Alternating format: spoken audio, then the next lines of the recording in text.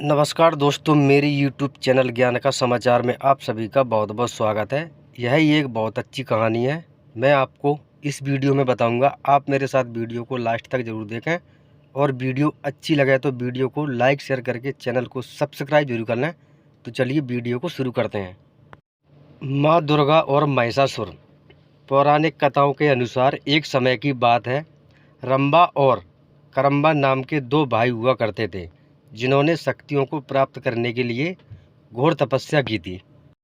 उनकी तपस्या देखकर इंद्र को अपने राजपाट छीनने का खतरा महसूस हुआ और फिर इंद्र ने कुछ देवताओं के साथ मिलकर एक भाई को मार डाला, जिसका नाम करम्बा था। रंबा को जब अपने भाई करम्बा के मरने की खबर मिली तो वह बहुत क्रोधित हुआ। इससे रंबा में बदले की आग लग गई और इसलिए वह अपनी तपस्या में और कठोर हो गया। उसने अपनी उपासना से कई देवताओं को खुश किया और उन्होंने उसे वरदान भी दिया कि वह बहुत शक्तिशाली हो और वह किसी से पराजित नहीं हो सकता, ना तो देवताओं से और ना ही राक्षसों से। एक बार रंबा ने एक मादा भैंस को देखा और रंबा ने उसके साथ संभोग किया। इसी बीच एक नर भैंस आया और रंबा की हत्या कर दी। दुखद की बात है यह थी कि रंबा ने किसी जानवर से सुरक्षित होने का वरदान नहीं लिया था। जानना चाहते हो पुराने मंदिरों के बारे में, अनोखे मंदिरों की और रहस्यमय तत्वों की कहानी। इस घटना ने मादा भैंस गर्भवती हो गई और उसने आग में कूदकर आत्महत्या कर ली। जिस क्षण वह आग में कूदी, उसी समय आग से आधा भैंस और आधा मानव बाहर आया, जिसका नाम महिषासुर पड़ा। महिषासुर ने देवताओं और दैत्यों को पराजित किया। उसने देवलोक पर हमला कर उस पर कब्जा कर लिया और कभी देवताओं को बाहर निकाल दिया।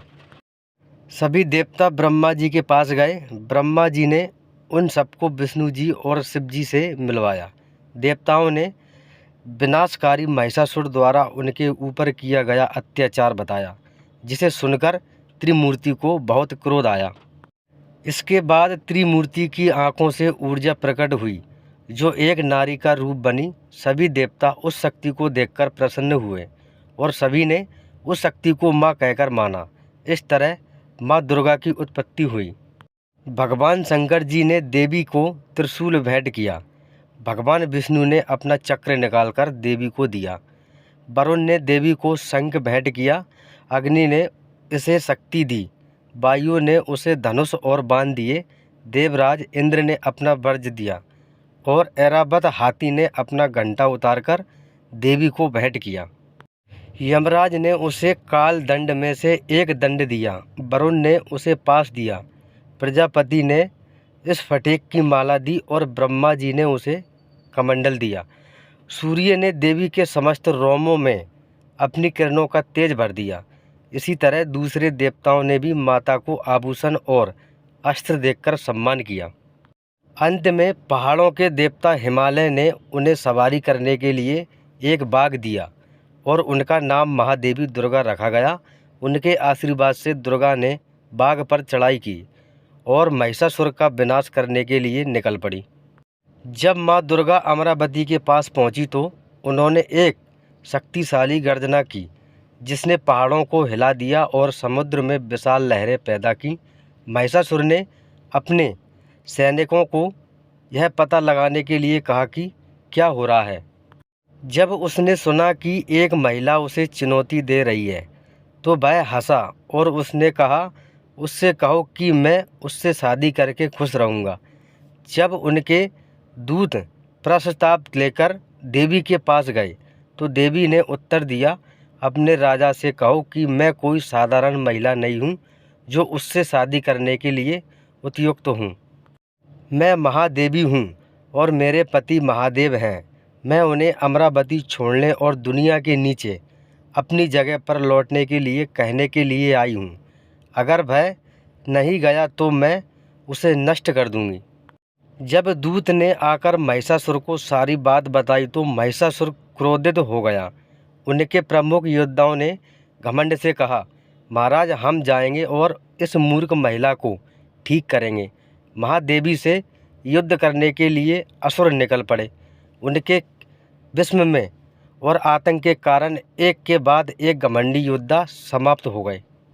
राक्षस राजा को खबर मिली और वह और भी उग्र हो गया। कायर और कमज़ोर वे एकमात्र महिला के साथ खड़े नहीं हो सकते थे। मैं इस मनहूस महिला को मार डालूंगा। महिषासुर ने असुरों की सेना के साथ देवी पर हमला किया, लेकिन दुर्गा ने तुरंत वापस लड़ने के लिए अपनी सांस से सैनिकों की एक विशाल टुकड़ी बनाई। महिषासुर ने उन सभी चालों को आजमाया जो वह जानता था। वह देवी को भ्रमित करने के लिए आकार बदलता रहा। एक आदमी से वह एक शेर बन गया, फिर एक हाथी, लेकिन हर बार महादेवी ने उसे अपने हथियारों से गंभीर रूप से घायल कर दिया। 9 दिनों तक युद्ध चला। अंत में देवी ने असुर को मार डाला, जिसने फिर से एक विशाल भैंस का रूप ले लिया। देवी ने उस चक्र से वार किया जो विष्णु ने उसे दिया था। इस प्रकार उसने महिषासुर के अत्याचार से दुनिया को मुक्त कर दिया। इंद्र और अन्य देवता फिर से स्वर्ग लौट आए और सब ठीक हो गया। तब से नवरात्रों के दौरान दुर्गा की पूजा की जाती है और उन्हें महिषासुर मर्दानी कहा जाता है। तो दोस्तों, मेरी वीडियो अच्छी लगी हो तो नीचे कमेंट बॉक्स में ज़रूर बताएं। धन्यवाद।